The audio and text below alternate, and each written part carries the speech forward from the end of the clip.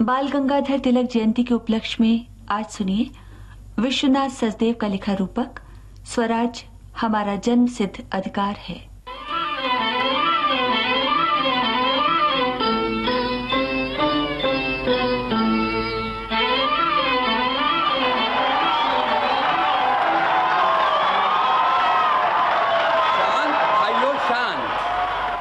हम आपको ऐसा खेल दिखाएंगे जिसका रिश्ता हम सब से है। आज हम जिस आदमी की कहानी आपको सुना रहे हैं उसने हमारी आजादी की नींव रखी थी। उसने हमें बताया था कि आजादी हमारा जन्म सिद्ध अधिकार है। और सूत्रधार उसने हमें यह भी तो सिखाया था कि आजादी भीख में नहीं मिलती। हाँ। उसे प्राप्त करने के लिए संघर्ष करना पड़ता है। हाँ। हर तरह के बलिदान के लिए तैयार रहना पड़ता है। हाँ हाँ भाइयों, आज हम आपको तिलक महाराज का ही खेल बताएंगे। बाल गंगाधर तिलक। बाल गंगाधर तिलक ऐसे लोगों में से थे जिन्होंने हमें आजादी का मतलब ही नहीं सिखाया बल्कि ये भी बताया था कि आजादी ली कैसे जाती है। उन्होंने हमें बताया कि आजादी तपस्या से मिलती है, त्याग से मिलती है।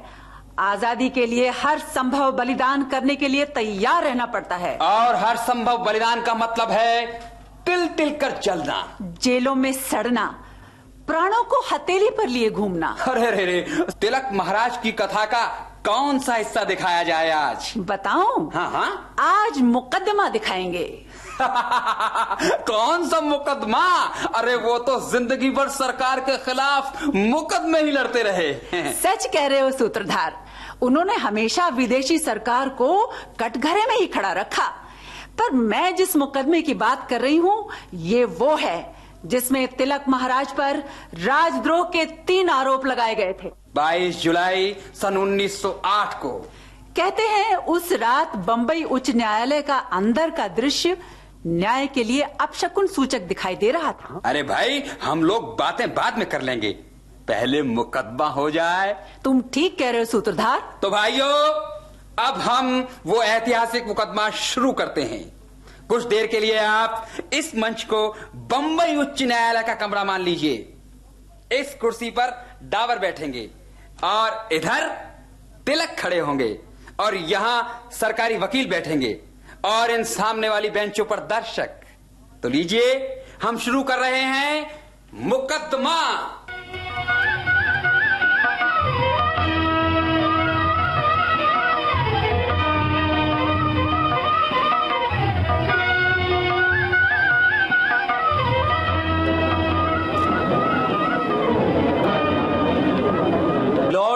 अभियुक्त नैतिक भाषण दे रहा है। राजनीति ने ही मुझे अभियुक्त बनाया था। नहीं, तुम पर राजद्रोह का आरोप है। मैं इसे राजद्रोह नहीं मानता। मेरे देश पर राज करने वाली सरकार ब्रिटिश पार्लियामेंट के प्रति वफादार है, मेरे देश की जनता के प्रति नहीं। मैंने जो कुछ कहा है, जो कुछ किया है, अपने देश की जनता के नाम पर किया है। तुमने जनता के नाम पर कुछ नहीं किया। तुमने जनता को भड़काया है, उसे गुमराह किया है। मिलॉर्ड, मैं अभियुक्त के अखबार केसरी में देश का दुर्भाग्य शीर्षक से छपे उसके लेख का हवाला देना चाहता हूं। इसमें बंगाल की हिंसात्मक घटनाओं का वर्णन है। लिखा है, हमारा दृढ़ विश्वास है कि सरकार ने जानबूझकर जनमत की जो लगातार अवहेलना की है और अपनी दमन नीति जारी रखी है, उन्हीं के कारण ये खेदजनक वारदातें हुई हैं। हुजूर, सरकार पर इस तरह के आरोप लगाकर अभियुक्त सरकार में जनता का विश्वास खत्म करना चाहता है। केसरी में ही इनका एक और लेख छपा था, शीर्षक है, ये उपाय स्थायी नहीं।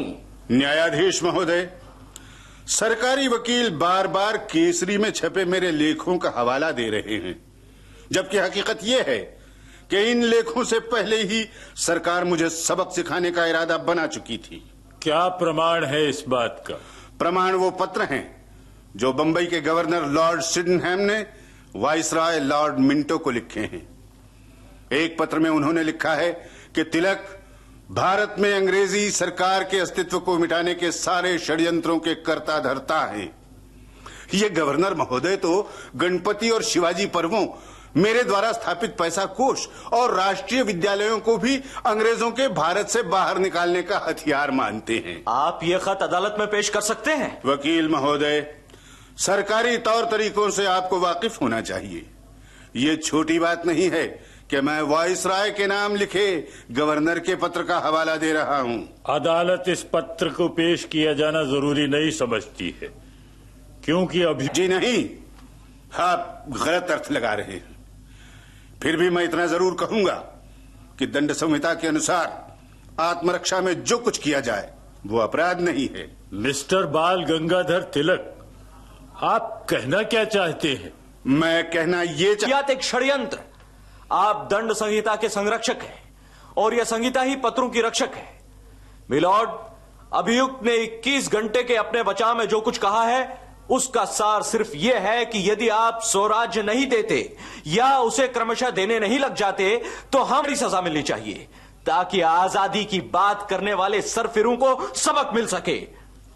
अभियुक्त बाल गंगाधर तिलक, जूरी की राय पर आधारित अदालत के निर्णय से पहले अगर तुम कुछ कहना चाहते हो तो कह सकते हो। मुझे ऑर्डर ऑर्डर।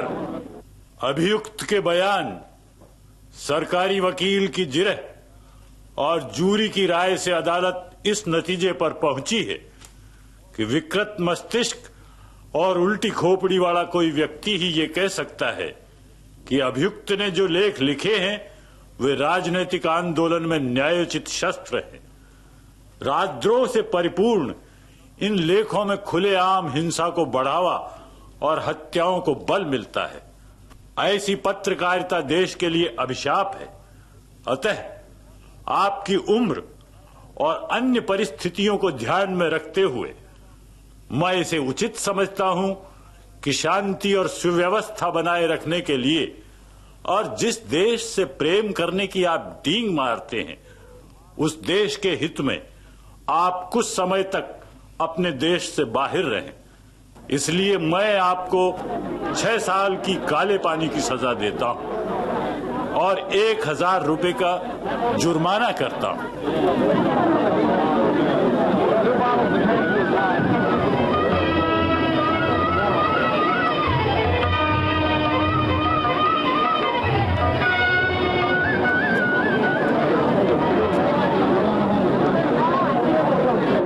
तो भाइयों, इस प्रकार तिलक महाराज को सजा देकर 6 साल के लिए देश से बाहर मांडले जेल भेज दिया गया। उनका अपराध ये नहीं था कि वो अपने अखबार केसरी में क्या लिखते हैं, बल्कि उनका अपराध ये था कि वो विदेशियों को इस देश से बाहर निकालना चाहते थे, भारत को स्वतंत्र करना चाहते थे। उनका अपराध भारतीय दंड संहिता में नहीं बल्कि उनकी खौलती हुई देशभक्ति में था। सूत्रधार, सच्चाई तो ये है कि दमन जितना भी क्रूर हुआ है, देशभक्ति का उफान उतना ही ऊपर उठा है। तिलक महाराज को मिली सजा और मांडले जेल में भोगी गई यातना देश के लाखों करोड़ों युवकों के लिए बलिदान की प्रेरणा बन गई। बोलो तिलक महाराज की जय। स्वतंत्रता हमारा जन्म सिद्ध अधिकार है। स्वतंत्रता हमारा जन्म सिद्ध अधिकार है।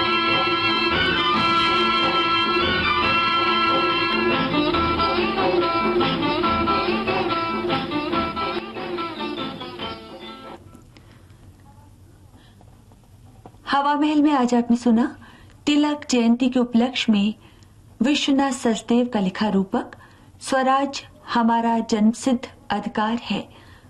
भाग लेने वाले कलाकार थे कमला करदाते, गिरिराज भट्ट, रवि बरास, वासुदेव भट्ट और छाया आर्य। सहायक कुमारी परवीज। निर्देशक गंगा प्रसाद माथुर।